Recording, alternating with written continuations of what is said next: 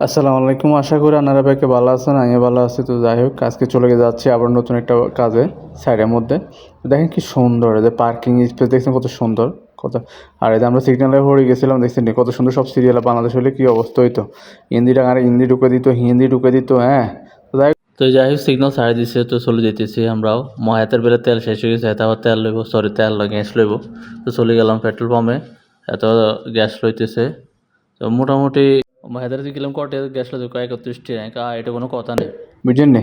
তো এত হচ্ছে বন্দুক আঙ্গ দোকানের তলব তলব মানে অর্ডার যেগুলো সেগুলো এরা মানে ডেলিভারি দিয়ে থাকে আর কি, এত ইন্ডিয়ান ইউপিসে।